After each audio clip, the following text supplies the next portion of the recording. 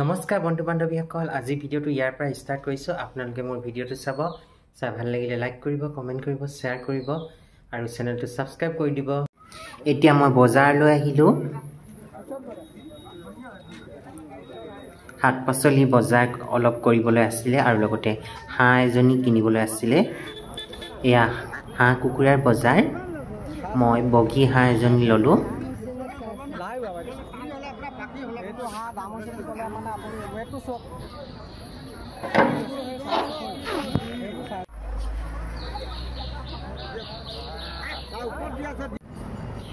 তামোল ল'লোঁ। শাক পাচলিৰ বজাৰ অকণমান কৰিলোঁ।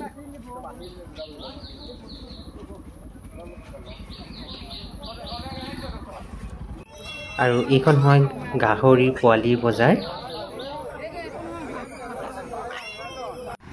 এতিয়া ডিব্ৰুগড় ইউনিভাৰ্চিটিৰ ওচৰত থকা বাইদেউ হোটেললৈ গাহৰি মাংস জুতি ল'বলৈ যাওঁ বলক।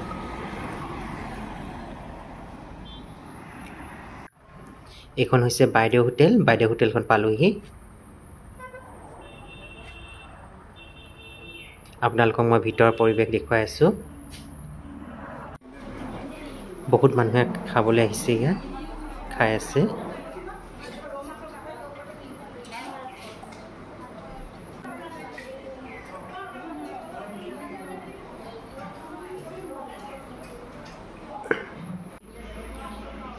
এয়া মই ভাতৰ লগত ল'লোঁ দালি, কোমোৰা আৰু আলুৰ ভাজি, এয়া হৈছে কুন্দুলি ভাজি, লগত চালাড, আলু পিটিকা, চাটনি আৰু মই ল'লোঁ গাহৰি মাংস।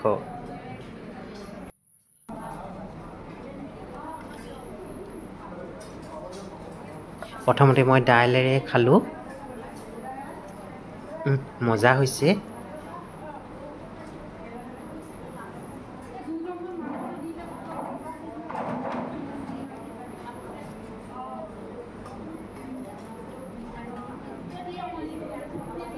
এতিয়া মই চালাডেৰে খাইছোঁ। বঢ়িয়া। আলু পিটিকাৰে খালোঁ। মজা হৈছে। এয়া চাটনি অকণমান খাইছোঁ। চাটনিখিনিও মজা হৈছে।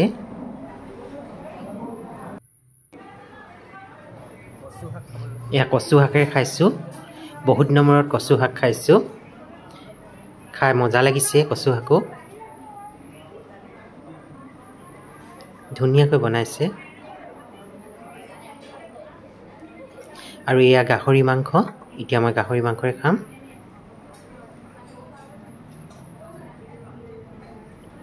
মজা লাগিছে, টেষ্টি।